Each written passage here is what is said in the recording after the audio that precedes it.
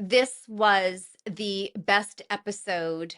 I think I say that about every episode that I do because it just brings such joy to me that I can share these conversations that I'm having with people, with you. Allison has written a fabulous book, The Miles We Run, and her story is about resilience. This is what this is all about. She uses an analogy of a marathon to share her personal story about a high risk pregnancy, fertility struggles, and surrogacy, and the challenges within all of it. It is raw, it's vulnerable. She offers us some really intriguing questions after every chapter, and she is just so informed and living a great life with her four children. The one piece that I wanted to read before we start this episode is found in her book. It is by Theodore Roosevelt, and it is the poem about the arena, but I want to read it to you because this is what I experienced as I listened to her. I just couldn't help disconnect my own private marathon, my own private life struggles, my own things with this story. She talks about the pain, the letting go, the grieving, all those things. She talks about the roller coaster and trying and the waiting and all the things that happen when you're trying to build a family and you're using a carrier to do so.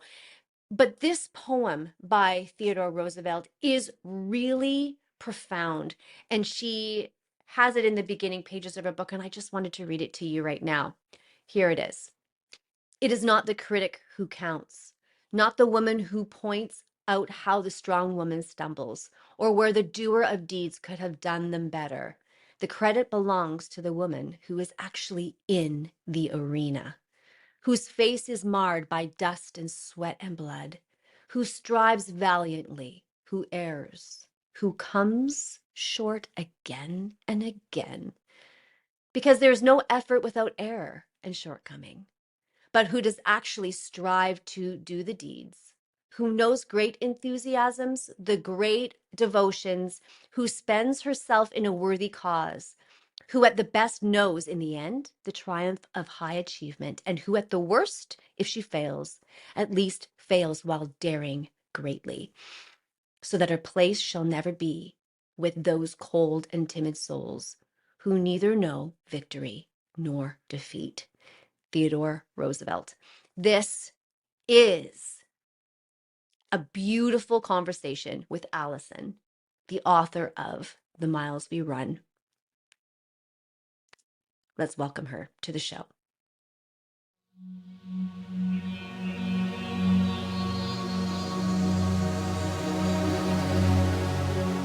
Welcome. Thank you. Some people might think this is a bit overdone in terms of the way that I've put this together, because yes, this is a journey of your family development, and I'm so pleased to have read this, but it's also more to me. It has a deep, deep, deep resonation with me, and the way that you write your journals, that you were so articulate in those journals, just pouring out your feelings. um I've got a ton of questions, and so Awesome. I wanted to start by asking you if you could just talk to us a little bit about what surrogacy is and how that works, because it is not something, I mean, I don't know much about it. Right. It's not very common, although it's much No. more common today than it was when we went through it 20, like almost 26 years ago. Yeah. So surrogacy is when another woman carries your child to term because you're unable to, you don't want to, various reasons for different people. no judgment. Mm. It's a woman carrying a baby for somebody else. Yes. And now with all types of different alternative family planning, you know, not everybody's anatomy can obviously carry a child. So surrogacy is a lot more common today than it was when we went through it. There's two types of surrogacy. So you have traditional surrogacy, which is really not something that's common at all. And that's when Mm. the woman's egg is used, who's carrying the child, with either a donor sperm or the sperm of the intended father. So that gives a genetic connection to the traditional, to the child, to the traditional surrogate. That's not Sure. common, and for the most part, I don't know how often that's a traditional surrogate is used. I'd say it's exceptionally rare today. Okay. And then there's gestational surrogacy, which you either have a couple and you use the ovum and sperm from the intended parents, or a Mm-hmm. combination of the egg from the intended mother and a donor sperm, or a donor sperm and or a donor egg rather in the intended father's sperm, a mix Mm. of any of those, and that is implanted into the gestational carrier.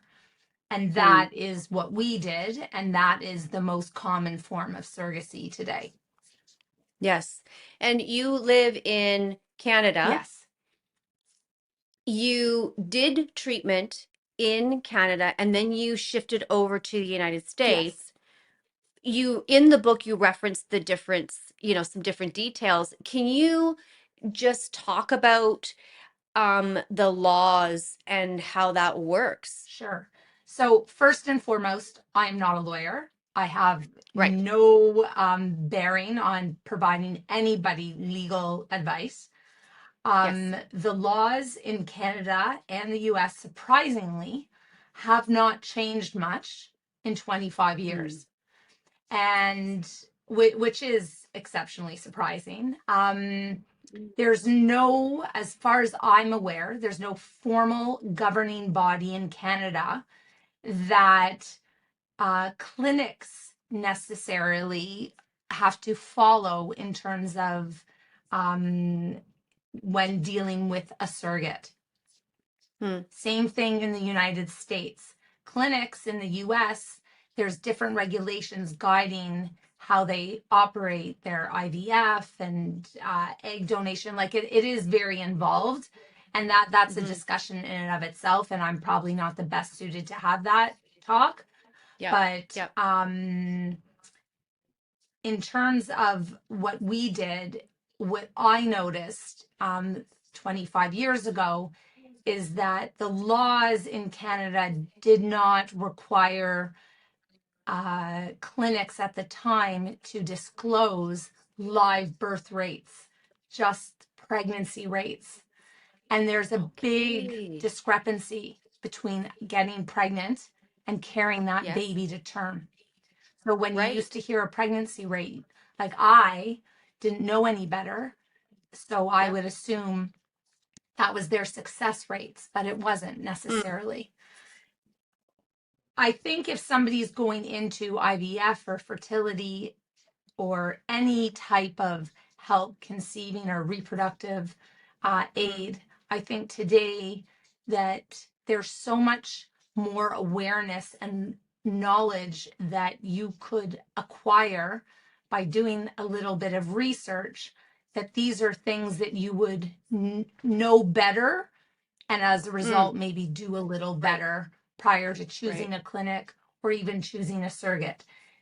The Mm. only real issue in terms of having working with a surrogate 25 years ago, and it holds true today, Yep. is that most agencies that help you find a surrogate to work with, the surrogate would have had to have already carried a child of their own.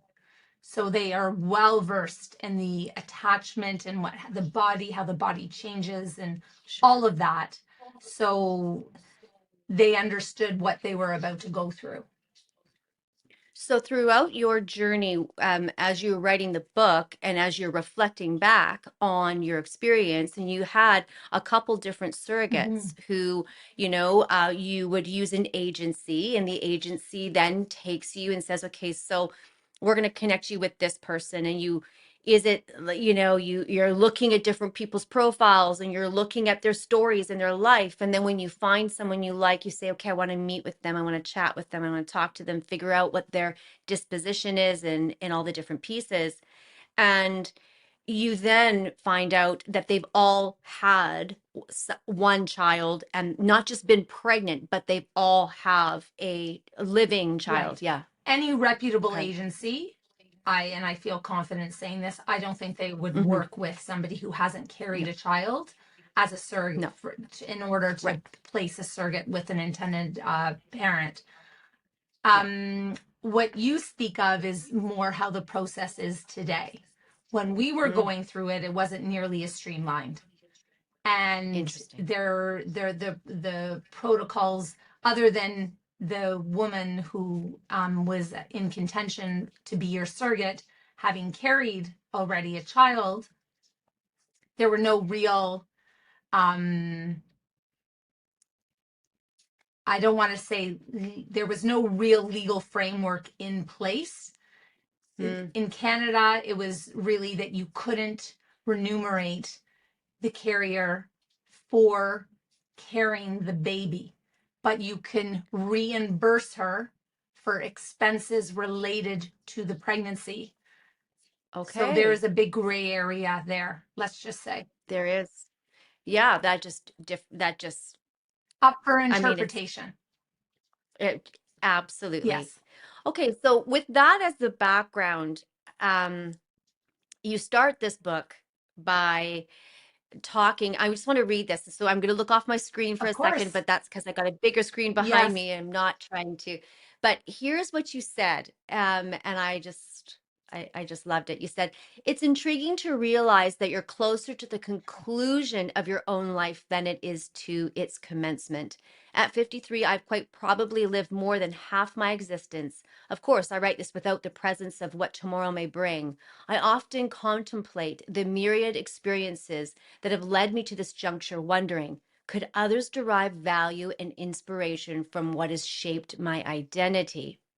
As you read The Miles We Run and engage with the struggles, triumphs, and revelations that have influenced me, I invite you to delve into your own life. Let my stories within these pages spark introspection and newfound awareness in you. The true essence of this memoir lies not just in the narratives I share, but in the questions and insights that they may awaken within you. Embrace these moments of reflection as stepping stones on your own unique path, revealing the profound hope and resilience in your personal story. I I mean, that to me was the moment where I said, yeah, okay, I got to dive in here cuz this isn't just a book about what you said about surrogacy. This is about all the other spaces in between. You talk about grief and letting go, and there's all these things like despair and and hope in the same moment.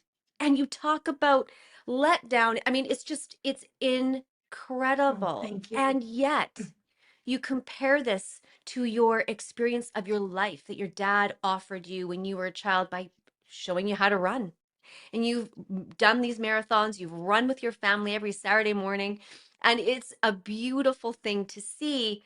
And you compare it to this everyday experience that many of us do. We run, we have these things that we do, and you compare it. And I just wanted to say thank you for your ability to draw these two things together.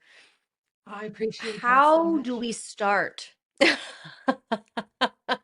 I appreciate that. Firstly, I've never even had like I've read my book so many times in different segments for different reasons and since publication, because I do find myself reflecting back on it all the time, but it's never been Yeah. read to me.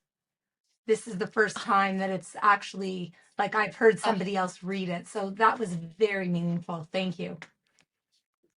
well, um, so I have these okay, let's go to the starting line. Sure.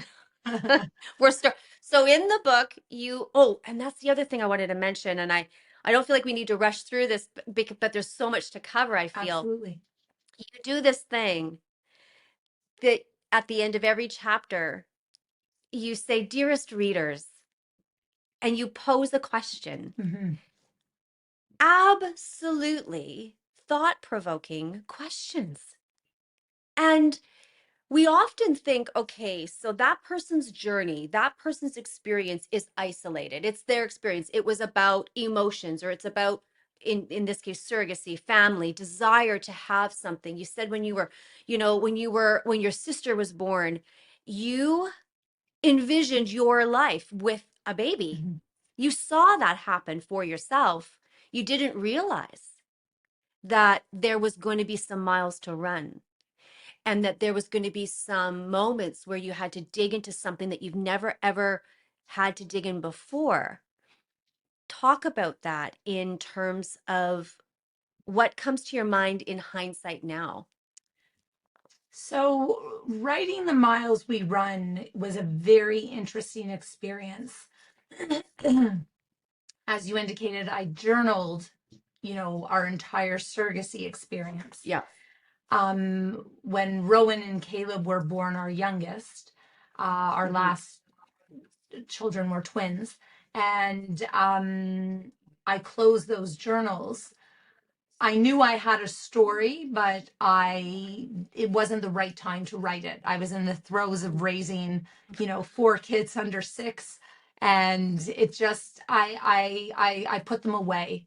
And I knew I would know when the right time to bring them back out and revisit Mm. this story. I knew that I would know when that was. And as my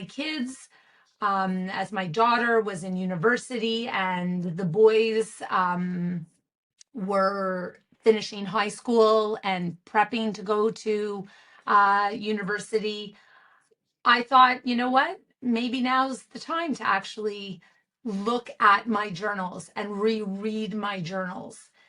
And Wow. as I was reading the journals, I almost couldn't believe that I was reading about my own life, Wow. because I realized reading the journals that after Rowan and Caleb were born, I never looked back. I moved forward and did not question, ponder, think about where we had come from. I, Wow. I I don't know if that's because I had been through enough heartache to last a lifetime in, in the ability to have my children, or the fact that I just was so happy in our newfound family of six that I just wanted to live, the present to the future, and I didn't want to relive the past. So it was an exceptionally cathartic experience for me rereading my journals. And then as I started to write The Miles We Run, actually taking the time to truly recognize and allow myself to grieve what I went through and really lean into those feelings, because I as aware as I was of what I was going through when we were going through it, I don't know if I ever processed it properly. I accepted it as my reality, and I pushed forward as best I could and knew how. And so it was a very interesting experience for me writing the book. And I think, based on so much of the feedback that I've received from readers, is they can feel that reading the book. And that's what Oh, yeah. draws people into the story. Mm. you know, to talk about the drawing into the story, I was hooked. I was just like, no, no, this cannot be happening. Like I felt as if I was right there, and so I understand the beauty in which people are expressing when they're reading this. You know, it's so relevant to our lives though, in terms of what you just said about, you know, I could sense that exhaustion coming from the words and the, you know, your mile 10, mile 11, you know, you're talking about this moment where you go from, you find hope in a person who's going to do this for you, that their vision, their body is going to serve something for you and for Kenny, and it's going to give you some more joy in your life. So this is their purpose. They know this. So you get this hope. Okay, this person's on our team. Right. Yes, yes, yes. Then you get all of your injections, all of your things, and that's painful and grueling, which I would love to talk about. Sure. You get all of that, and then you have to manage all of these emotions with that because there's hope. That's the driving force for you, but there's this other pain that you have to endure. And you referenced, I might be wrong, but you said something like when you were in the States with the last doctor, Hmm. there was anesthetic. There was something that you Yes. weren't feeling the pain as much. And I just found that like so true in so many ways. It just was like, wow, I can't believe this is actually that there's no anesthetic. What? How come? So that leaves another talking point. Right. And then you move to this other roller coaster of, okay, so now we have 18. We have 18 eggs. And okay, so 10 of them now have been fertilized, and now we've got three that are embryos. So you then have this other hope. And then there's this hope of, okay, now this woman, the person, the surrogate, she's now ready to roll. And now you wait for 12 days. Yes. And then the hope, either in this case, you had three more yeses, but you also had many, many false negatives and many negatives and no's. This roller coaster Hmm. is unbearable. Hmm. And millions of women are suffering and Millions. men are Yeah. suffering. You articulate this so well. Can you talk to us about how you, like, were you rolling with this roller coaster? Because it almost feels inhumane in some Hmm. ways. At the time, I can speak to the anesthesia for the egg extraction. There was Oh, no anesthesia in Canada. That could be different now. I've heard that it is, and right. I've heard that it isn't. I haven't, I in terms of proper protocols and what all, there's so many clinics now. When we were going through this, Sure. there was three or four. Now there's so Okay. many clinics that provide fertility support, which whatever you need. When we were going through it, and my doctor, they did not use anesthesia. I was given an Advan. I was given, which is like a calming medication for those who don't know. Yeah. And it did not work for me because I think that when you're that anxious about, Yes. this, what you're going through, I don't see how, unless it's a strong, very strong drug, that it would calm you. And my cervix was frozen. Although, regardless, I still felt everything. It's interesting in a way. Not that, I do have a high pain tolerance, but it's like I had to mentally bring myself into a space where it was like every pull is worth it, every suction is worth it, and just recognize that the pain is temporary, and what I'm Hmm. hoping for as a result of this pain is permanent. Well, and that's how you get through it. And as you so eloquently mentioned, for me, and I recognize not everybody, sees hope this way, but hope is Mm, a significant part of who I am. mm. And Oh, yeah. I recognize that's harder for some people than others.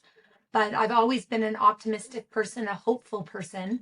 And Mm, um, throughout this particular journey, and even throughout training for the marathon, hope held my hand.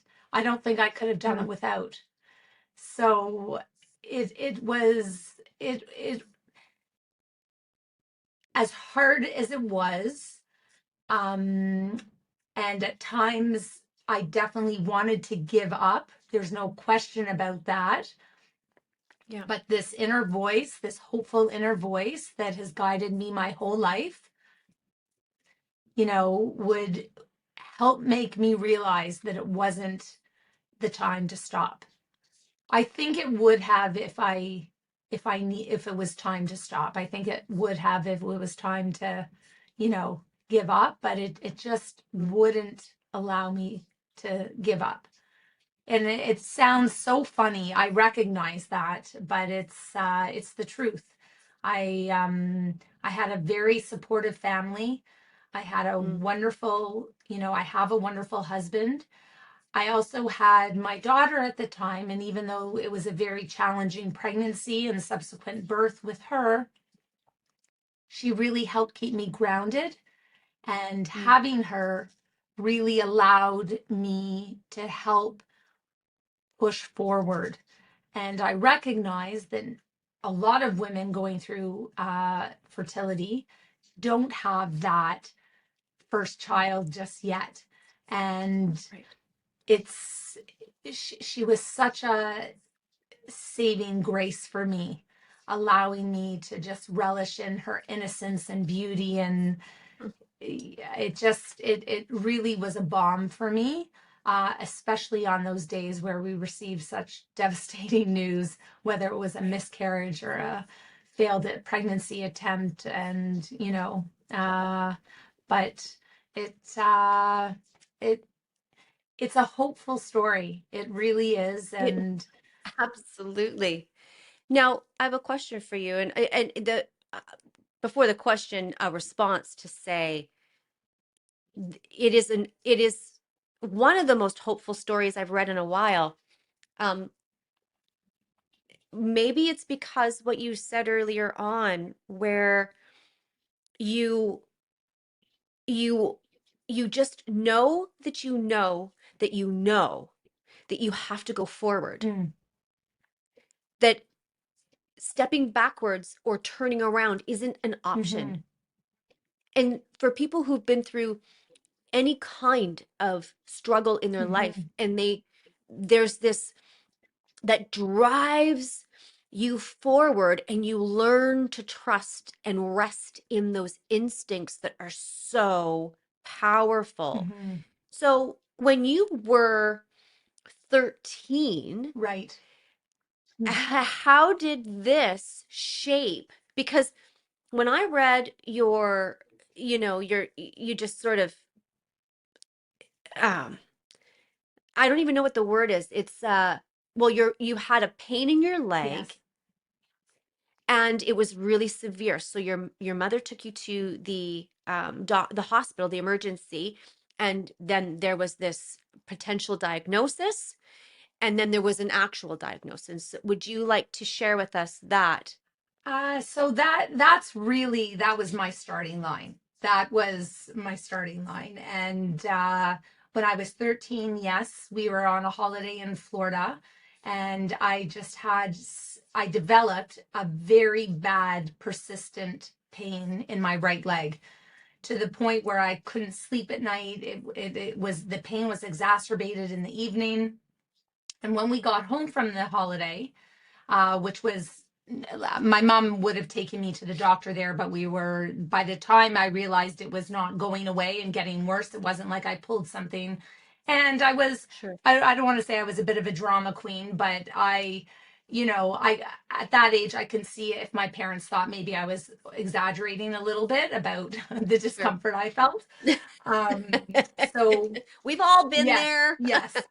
So when we got home, we went to our my GP and I had an X-ray, and I was I go into very detailed version of this story, and Mhm. I ended up at Sick Kids Hospital in Toronto, which is a phenomenal place for children. And I there was a wonderful, empathetic orthopedic surgeon, pediatric orthopedic surgeon, Mhm. who my father, my mother, and I met with, who essentially said that I had a mass on my right femur bone, which is the largest bone in your leg. I Mhm. think your body actually, but and they weren't sure what it was, and there was a chance that it was cancerous.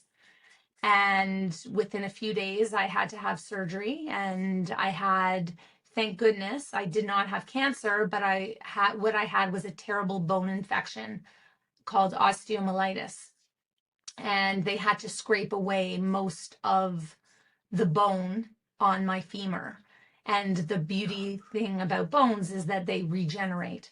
So, with time and physio, I have a scars to this day that is the length of my thigh, on the right side. Wow.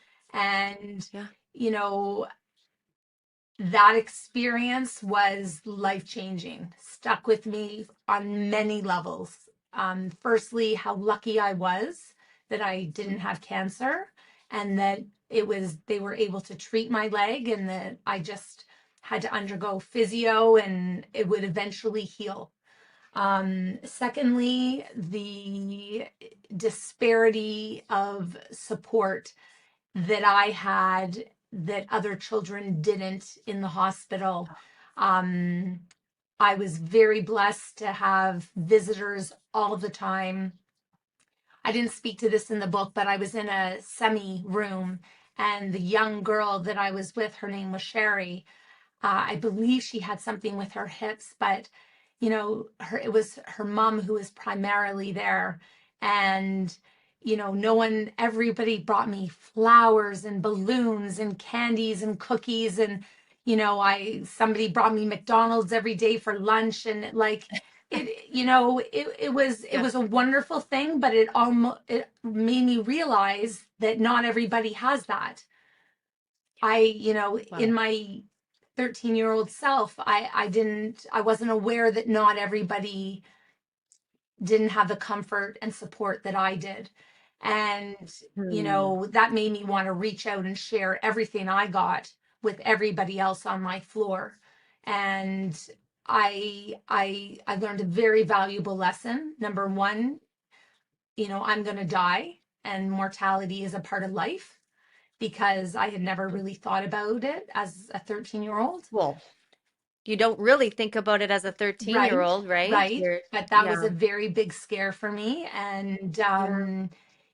it gave me an appreciation that I think um, really helped just alter and mature my young self. And it also helped me realize how fortunate I was in the family I was born into, and in the support that I had. And not everybody has an equal start. And that really resonated with me too. And with that resonation, I think, not everyone has an equal start. Then fast forward us to, you talk about meeting Kenny and all that. That was beautiful, by the Thank way. you. What a lovely, story of engagement and all the different pieces there.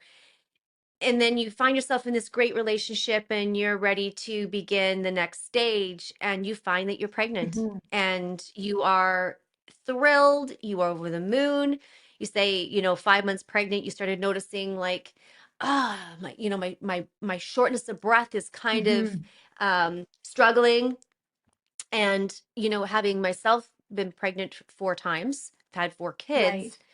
the shortness of breath is a real thing. I mean, the baby's foot is up there or Right. whatever it is, Right. under your, so you experience all these things. But I remember being a first time mom, and I remember not knowing if that ache or that pain was a part of the experience of carrying a Right. child. Right.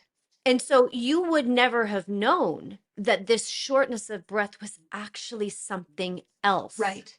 So I didn't know, as more importantly, I have to take responsibility that my body was definitely sending me warning signals, and I didn't listen as acutely as I possibly should have. However, I also had an obstetrician who was telling me that these warning signals were normal in pregnancy.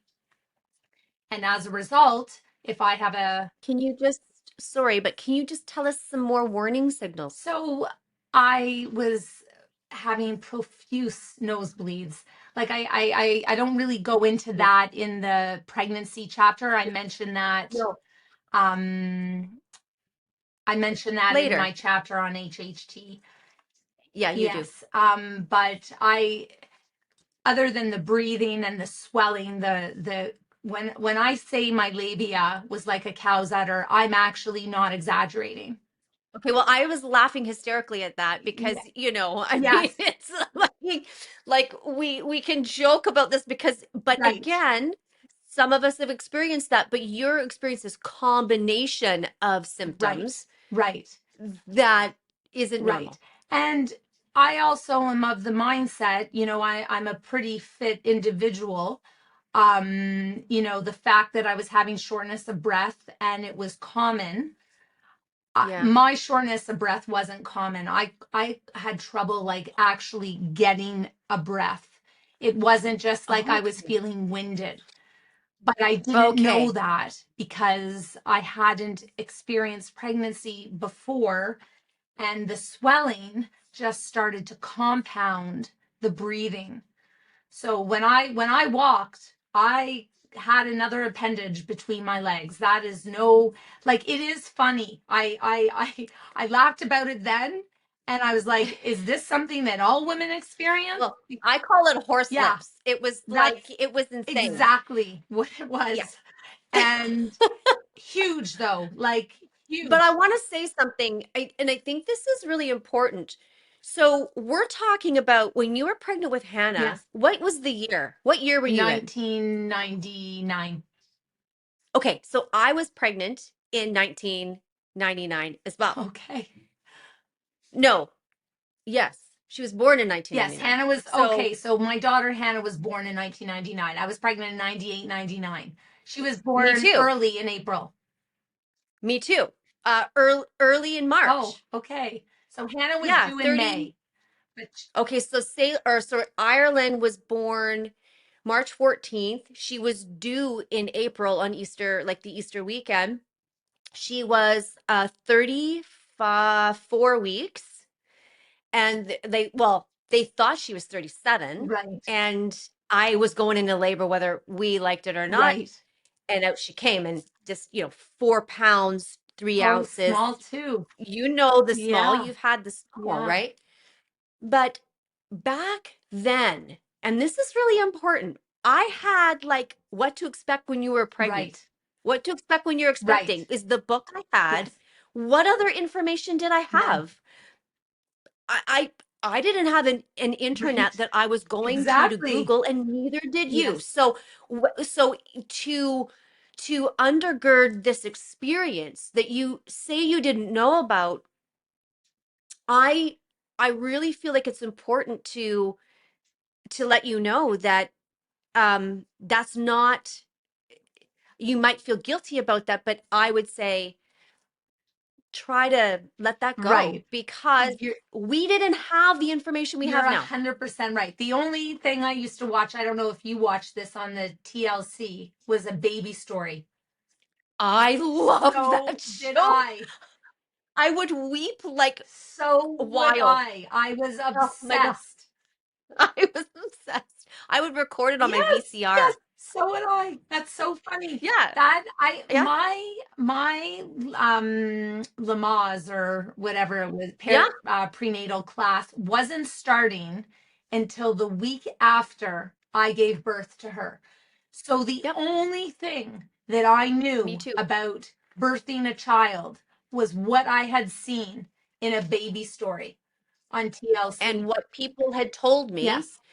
which was very little. I had a community, but we were the same. We had a message on our answering machine saying, Dave and Lori, we're looking for you. The we didn't see you yesterday at the prenatal class, Right. and we're like, well, we actually have a kid Yeah, here. yeah, that's so funny. So that was very Yeah, similar story, very similar story. yeah. But the point of me interjecting there was just to say now our information is so Right. different where we're typing in shortness of breath. What am I expecting when I'm pregnant? We're going on social Yes. media. We're following people that are accounting their Right. stories.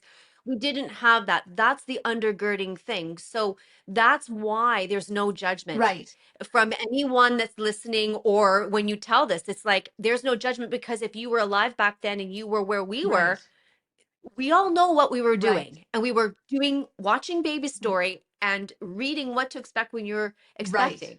Which, yes, is yeah. Great. No, I But recognize that, but in it I was so disappointed with myself because oh, now I can hindsight is hindsight obviously, but when she came and the way that she came and they told me I was in right congested heart failure, I yeah. was just so upset that I knew something was wrong, and I chose to listen to my obstetrician who told me what I was feeling was normal rather than listen to my intuitive self say it's not. And it finally I did listen, obviously, but it was the calm before the storm, so to speak. Well, it was because then you had, oh, this was interesting to me. So you said that after you had given birth to Hannah, Hmm. then and it wasn't what you had expected, it was early, and of course your OBGYN, it was early. Hmm. And they said, "Well, what did you do to me?" Yeah, those were her Her exact humor, words too. her humor did little to alleviate my anger. Hmm. So intense that I'd struggled to even look at her. Yes, that's true. Despite holding myself accountable for dismissing my body's warning signs, I couldn't overlook the part she had played in neglecting those same signals. She hadn't truly listened to me as her patient, and her apparent lack of remorse was strikingly evident. Eventually, once Hannah was safely home, I felt compelled to write her. In my letter, I expressed my disappointment, not just seeking closure for myself, but also hoping to impart a lesson from my experience that might encourage her to be more attentive to her current and future patients.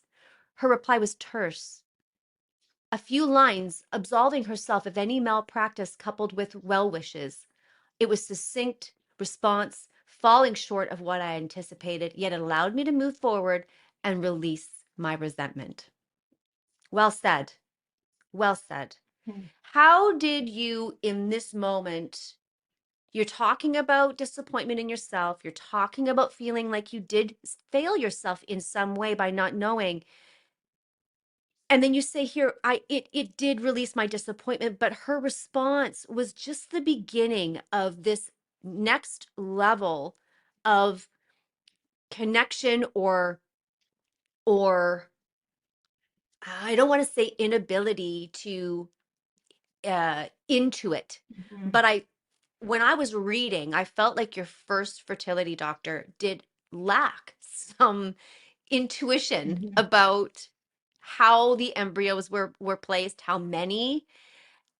I just find this interesting that as you begin the story, the threads keep going for you. Mhm. So, I posed the question a little bit later in the book about how many times does it take to learn a lesson, Yes. because I had to relearn that lesson again. Mm. I Hmm. took what she had told me throughout my pregnancy as verbatim because Yep. she was the MD and I wasn't. And I didn't question her because she was the doctor. And in a way, that was a position of authority. And as is, we feel with doctors a lot of the time and lawyers and other professionals that we shouldn't necessarily question what they say. So I didn't question her. I just Mm. assumed what she told me was truth. And then our first, the only practitioner we worked with in Canada, I also didn't question his practices because, again, I felt that I didn't know what I didn't know. And Right. it took me 2 years to finally ask some really difficult questions, more to myself than to him, because Mm.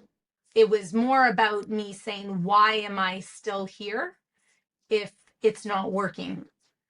And what is tethering me to Toronto as opposed to pushing me to where I know the success rates are different at 25 years ago. I can't speak to the success rates today in Toronto, but 25 years ago, I do believe there is a significant difference between the labs, the embryology labs here, the fertility protocols here, than in the at the top tier clinics in the US that I had researched.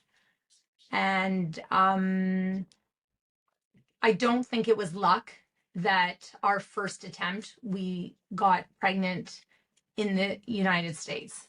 I I Right. I I think I that think it was incredible. It was a miracle but again, why the marathon works, the analogy mhm, and the similarity is because this is so many people's stories, even now, mhm, 25 years mhm. later.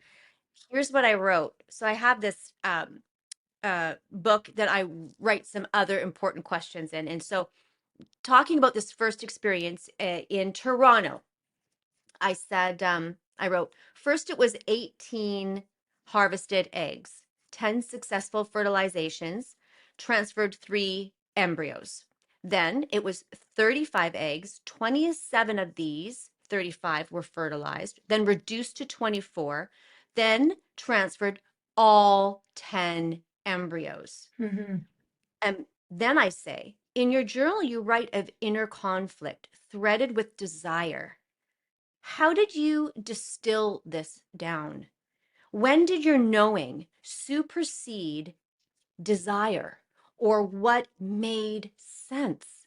Because again, you're not the expert. You're the willing vessel that says, I don't have the Right. experience. Apparently, I don't have the capability right now because of a health concern. This could kill me if I got pregnant Mhm. again.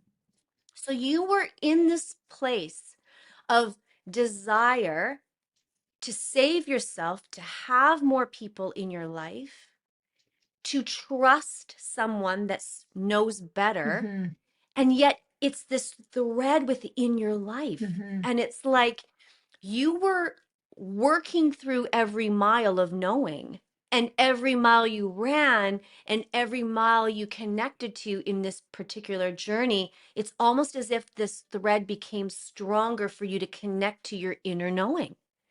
Yes, I do think that's accurate, but I will say that going through a fertility journey, especially when you're using a surrogate and you have another layer that is totally out of Mm. your control. So you have the fact that, you need additional help to even make a healthy embryo. But then you also have no control over um, the carrier and how the carrier is treating their body or the pregnancy or anything like that.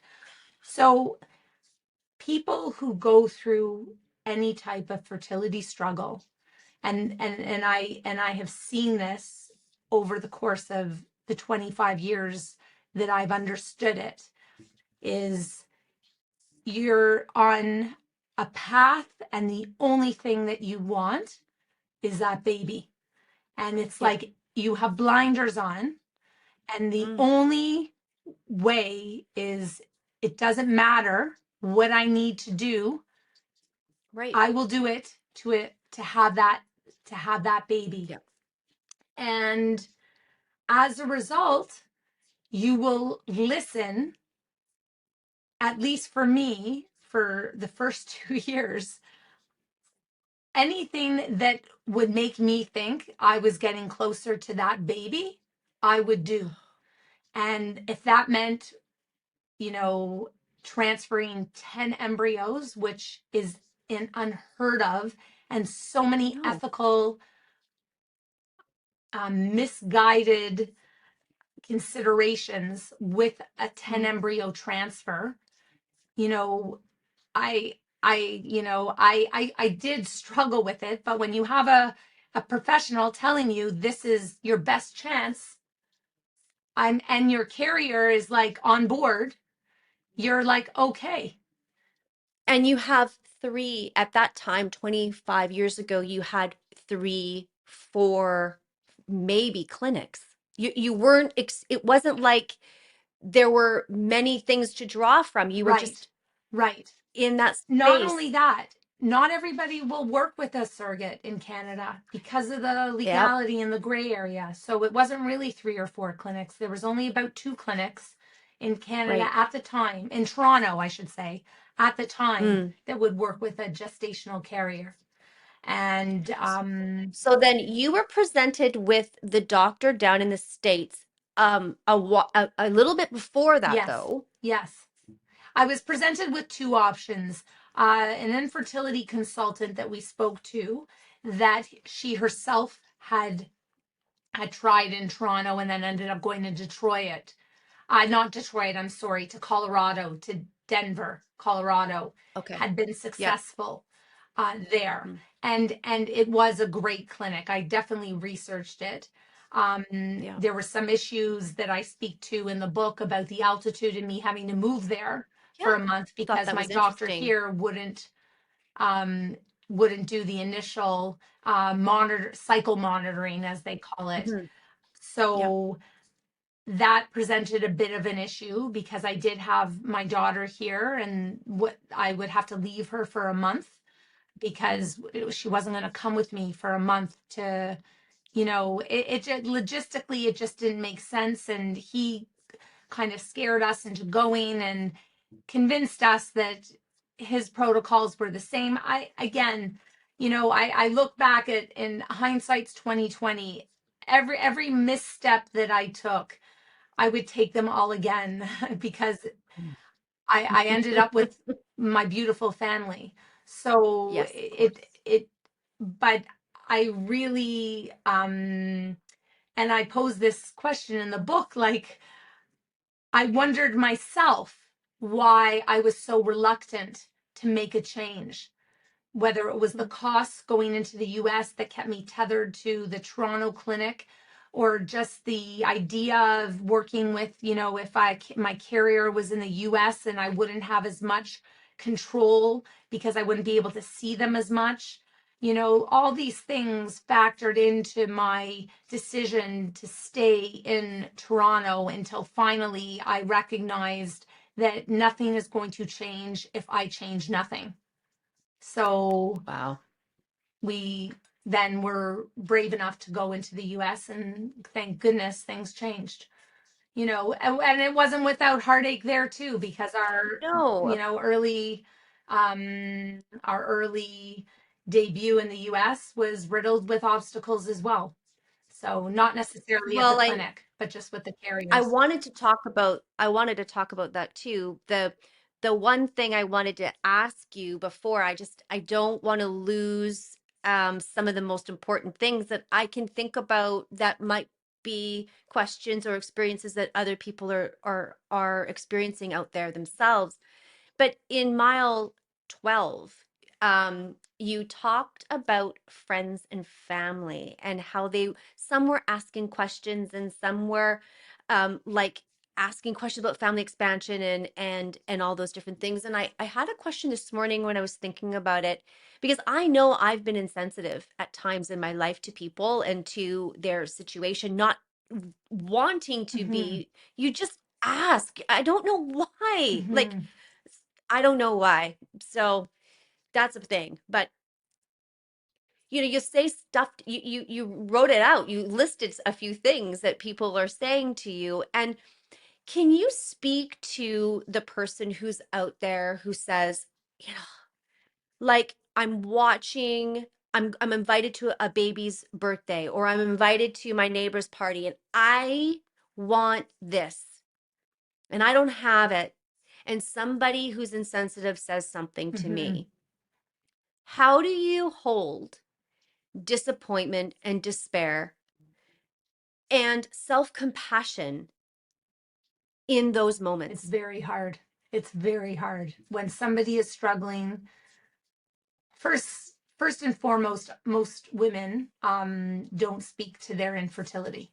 So, as the adage Mm, goes, you never know what is really going on in someone's life. They may look beautiful, they may put themselves together so nicely, but you don't necessarily know what is going on with them and internally. And mm, when somebody is struggling with fertility, it is so hard to be able to be happy for whether it's a friend or a family member, like, and not in the same space be devastated for yourself because it's something that you want so badly and you cannot control having it. And so many women experience this. And I think the best thing that we can do is, you know, if you feel that you can't show up, explain to your friend why you can't show up. It's nothing personal for them, but it's too hard for you now. Or if you can show up and somebody asks you a question about, so when are you having your second? And you've already had two miscarriages that they know nothing about, just smile and say nothing. Say nothing. Um, I said nothing. Our family knew about me not being able to carry any more children, but we did not share this information with anybody else. So I was, an open book about my genetic diagnosis of HHT, which is why I can't carry any more children. Um, but was I was not ready to share, and nor did I share until we got pregnant with our eldest son, Aiden, 6.5 months into the pregnancy.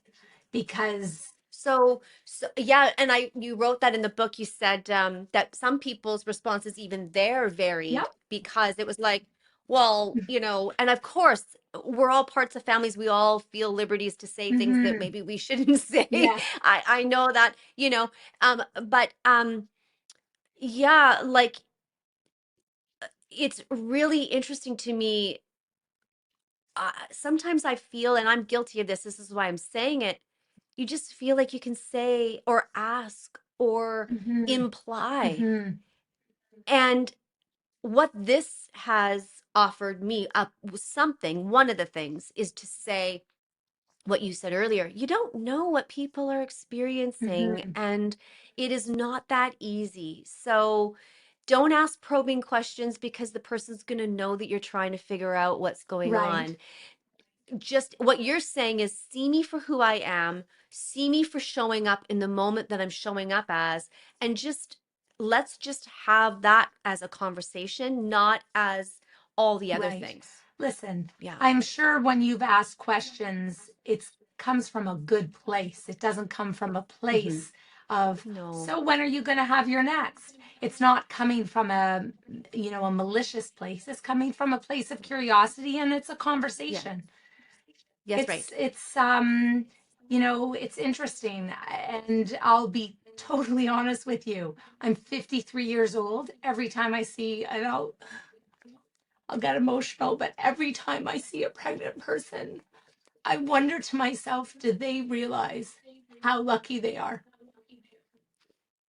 So, like, I have no intention of having any more children. However, at 53, I still look at a pregnant person thinking to myself, wow, they are so blessed beyond. And if I hear a pregnant person, which they have every right, because pregnancy can be hard, but complain, I just keep to myself. But Hmm. in my head, I'm like, I wish I would have been able to do that for my three boys. But I'm happy that I was blessed enough that I was able to do it for my daughter, even though it was such a challenging pregnancy that I didn't even realize when I was in it how difficult it was. Can So, we talk about the letting go of that? Because that's what I hear from you. I hear the I it just makes me emotional. I did know that I would be emotional right. because I do feel the privilege, and I just like I can't speak to it, but I can identify with the one thing that you're saying right now, which is, you know, you carried Hannah, but you did not walk that experience with your boys Mm-hmm. in the way that you did with her. And that has a life lasting grief to it that I hear from you. Mm-hmm. And there's no real way to talk about it.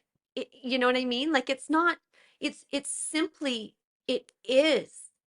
And it's a miracle, but it's also the thread that you've worked through, which is this letting go and this grief. And you wouldn't change, you said, I wouldn't change this for the world. This is my life. Look at what I Right. have, Right. the blessings. But this is an experience that you are talking about. You've missed three experiences Mm-hmm. that you wanted to be that first-hand Mm-hmm. experience. What helps you let go of that when you do think about it, even now at 53 years old? That's a great question. I think what has helped me, in all honesty, is the kind of parent I am as a result of what I went through. Oh, And mm, I think that because it was so challenging to have all four of my children, not just my boys, but because of everything I went through with my pregnancy with Hannah. I do speak to my challenges during Hannah's pregnancy, but I think I may have downplayed a lot of it. It was a very hard pregnancy, and it really wasn't the focus of the book. So right. Yeah. um, but I it altered how I parent and how Kenny parents. And I'll only speak to me, but having had to scale the mountain that I scaled to have my kids allowed me the ability to parent in a way that, even though there's been so many challenging times as all parents go through, Mhm. I have I have respected the challenging parts and been Mm. able to push through those challenges in a way that I also recognize the privilege of getting through those challenges. Wow. I don't know if that makes sense, but I every parenting, every part of my parenthood has been a privilege, even the Mm, hard. mm. Is it hard for you to let them discover and be curious and take risks? Or do you find that you're more protective? Because you would be, you know, I'm inserting this. Please, it's, correct me. Mhm, I would love to be corrected. But if this is such a cost to you emotionally and to Kenny, like the emotional upheaval of even just your interaction with the not your previous, not your last surrogate, but the previous Sherry, who was, and Frank, mhm, who were, in line, and you knew something wasn't right. mhm. But we'll talk about that in a minute. Okay. But but like, do you just find yourself holding tighter? Like, how does that express itself? So I hold tighter to the relationships that I have Ah, cultivated with each of them individually and to our mm, family unit. My daughter Hannah's been living in Australia for the past year. She has a master's of science and she's a marine biologist.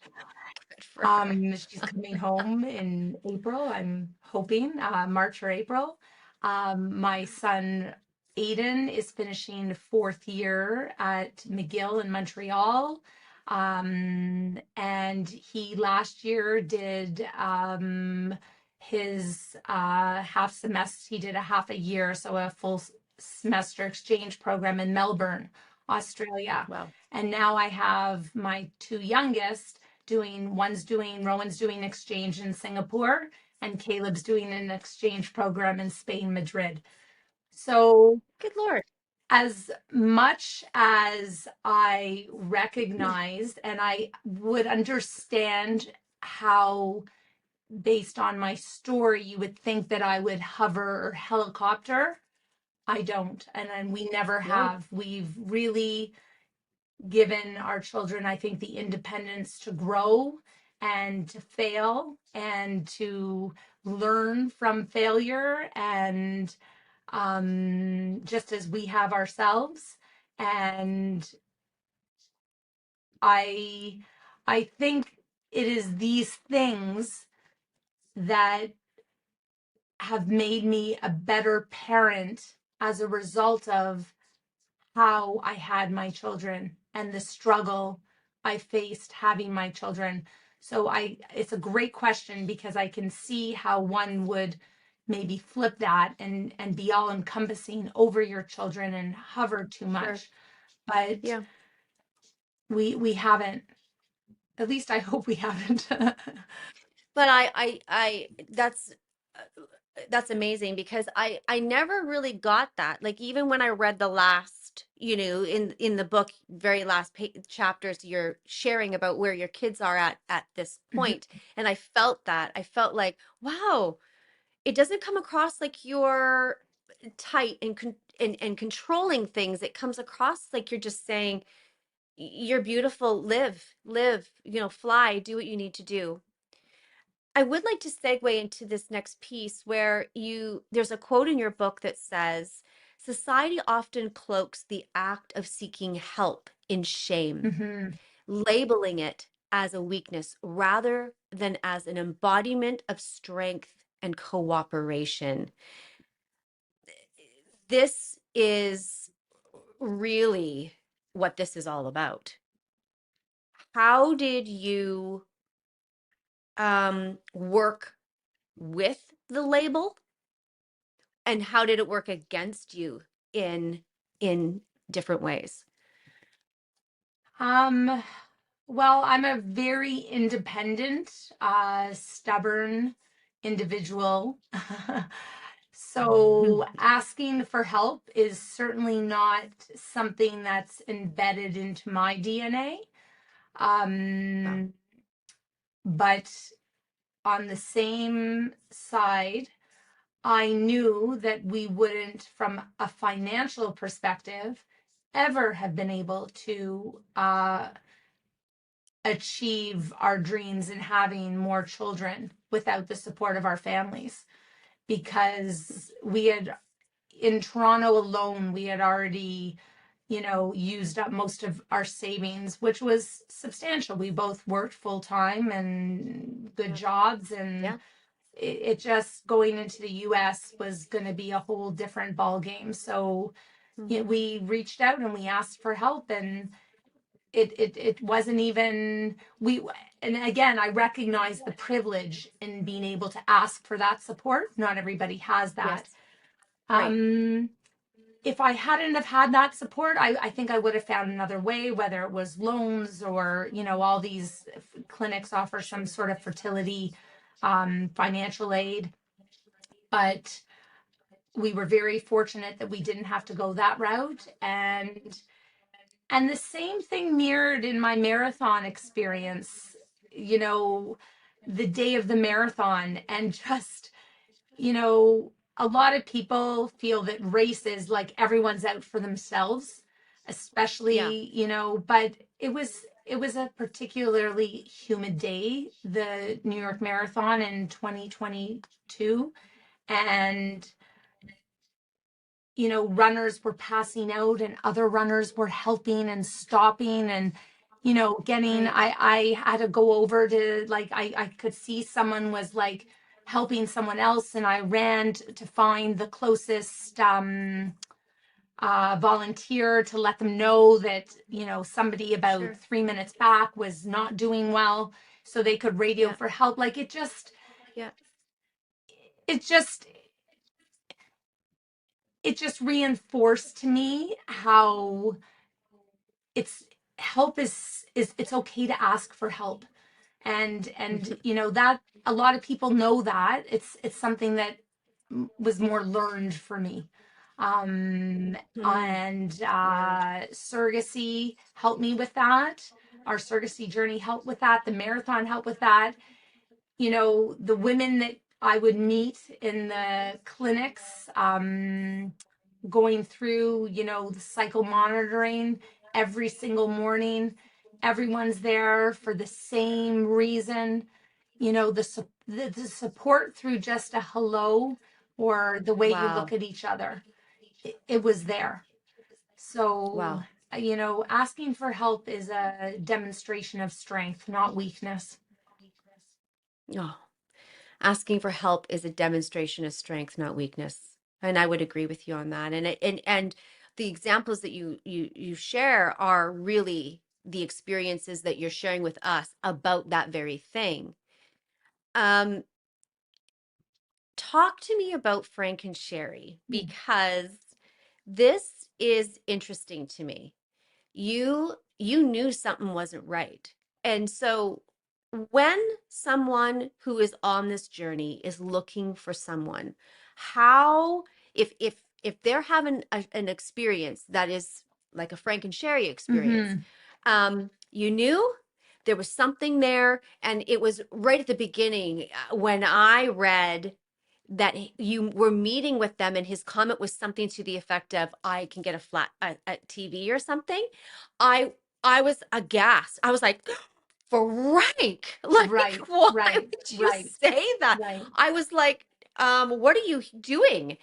So maybe you could touch on that a little bit for people who are in the middle of this. This is their life experience, Mm-hmm. and they're finding this podcast or listening to this, and they're like, I'm struggling with picking the right person. Right. So it's so important. And now, again, things are much more streamlined in finding carriers. Yeah. Um, Yeah. and I adored who we worked with out of New Jersey, Melissa Brissman. She's phenomenal, and Yeah. she's done so much for the reproductive community. Um, Mhm. but that first carrier, I, there was, yes, that comment that he made during our one of our introductory calls, but it was more, I think, the when I realized something was amiss, when I couldn't reach her via phone. Their lines Oh, were down. I talk about this that's in the right. book. And Yeah. And if I'm honest, like that's when I first was like, this is very weird. How is that Hmm. their phones are down? So I Right. never really even got to the bottom of that. I don't know if they hadn't paid Sure. a bill or their phones were legit down, or but that's when I started questioning, I don't know if this is right.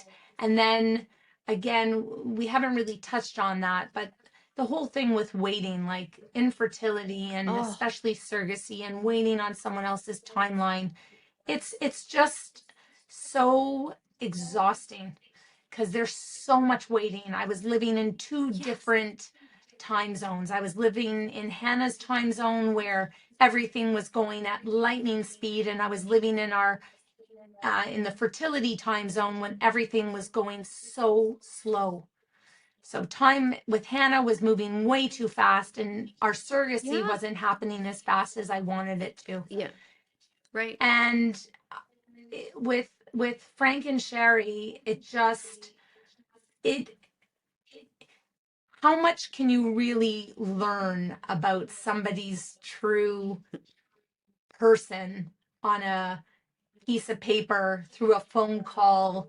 You know, eh, they were dishonest, and Yes. thank God it And came out. and well, yes. So what would you say to someone now? What would be, if you could just summarize, how did you learn to trust yourself to look at someone, because you knew, you said, Mhm. I just kind of knew. Um, what would you say to someone? Listen to your gut instinct. Mm, However, you do have to taper it a little bit because you don't know, and you don't right. want to become skeptical. There's a very fine balance because all the other carriers that we had worked with were lovely people. Huh. Yes. They weren't bad people. This was I think this was more an anomaly than anything. And Mm, thank God through further investigation that there was more thorough investigation that we didn't proceed with them. Because as I mentioned in the book, Kenny had said, it could have been much worse had, God forbid, she become pregnant with our baby. yes. Yes. So, Yes. It could, I actually wrote that down. I wrote in my notes, it could have been worse. right, I'm glad you were spared. I really am. I'm right, glad you were spared, because I felt like at the end of that, I wrote in my notes, there can't be more than this. Like this, like what in the actual, like I can't right, endure much right, more as the reader. right, right. But can you talk about, we'll wrap up soon here, but panic and anxiety. Mm, So, you know, it imprints on you, this waiting that you speak about, mhm. the different things that go through your mind that become patterns of what you can expect now.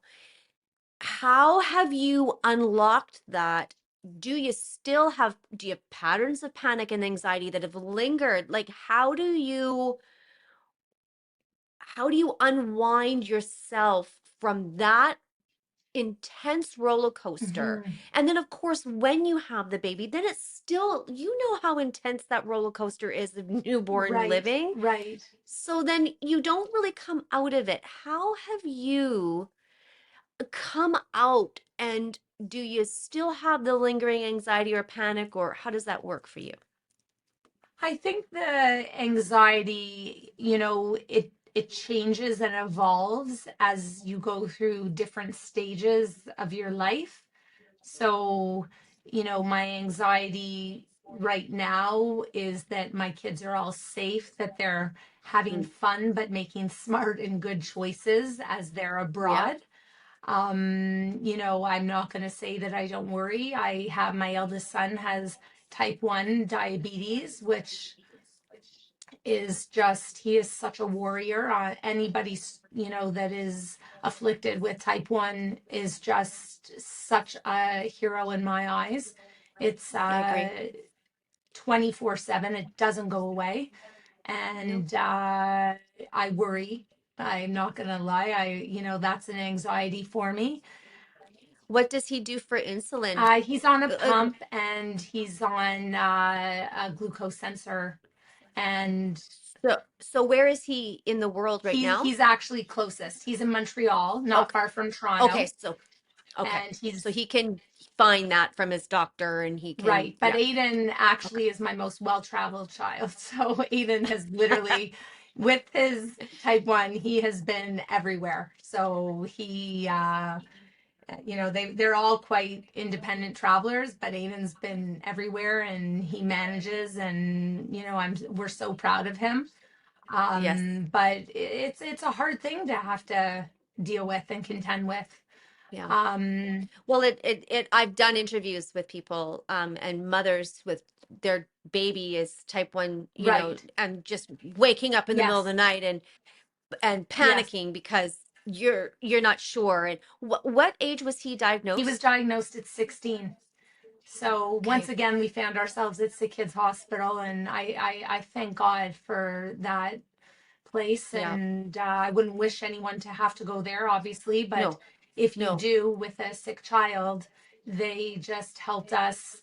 I've never been good at math. I came out of that like they did an intensive learning for a week. I was like, forget what you thought about numbers because it's all changing, Allison. You Yep. you were coming out like Albert Einstein. So Yeah. so it's You are, Albert. Well, and that was my next piece here is to say this hope piece that you speak about. You you talk about two things: compassion and grace to ourselves, hmm extending that to ourselves, hmm which I believe is so important. And it sounds to me like you've done an incredible job at that. And I mean, I'm sure every day is a new experience, but there's something about that that I took from you. And one thing in mile 26.2, you hmm said hope. Why me? That the why me had plagued me had shifted and morphed. And I wrote in my notes, it alchemized. It's like you just alchemized and transmuted that why me, the suffering and the anguish of exactly. a why me question. hmm You have pushed through, and that light of hope and that message of hope has just itself evolved and just dispersed any lingering pain, in my view, as a reader and as talking to Right. you. Well, hope is a brave and deliberate decision. We can choose to be hopeful, Yes, we can. and it's it was a very profound experience to live through, and my hope is that the miles we run, exactly as you've mentioned, others are able to see their own marathons through my narrative and reflect upon Yeah. their own inner strength that they have called upon throughout their life and through the obstacles they've overcome, because we might not all run literal marathons, but we certainly have all No, run metaphoric marathons. Nobody has a absolutely. flat easy road, none of us. No. I As we end, I couldn't help but think about something. And you know, the miles we run, I've got, 26 different columns on my page. I'm, of tracking the story and pulling out all these different things. And it was as if, and I just wanted to say to you, job well done. Oh, Like, thank you. how incredible. And, what speaks to me is, I think if I were to sum this up, what made you move forward and what drove you was the why you didn't turn back, why you kept going forward. And you said in the earlier, I didn't give up. We didn't give up. We didn't have that inclination to give up, because at the very end of your book, you were running a marathon and you heard this voice call out and said, Mom, Allison. And and your son Aiden was up on a Yeah. lamppost perched up there. And it, to me, it was as if Rowan and Aiden and Caleb were in the heavens somewhere saying, Mom, keep going. We're coming through. We're just, don't give up, Mom. Keep going. And you did. And you kept going. And these are your babies. These are your legacy. And I want to say that I know they're grateful, but there's something deeper that speaks to my own personal journey. And I realized that it is essential to never give up. And so I just want to say thank you to that. And thank you for the beautiful offering of this journey Thank you, to us. Lori. That really means a lot.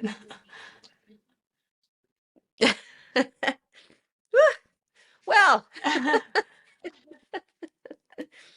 um,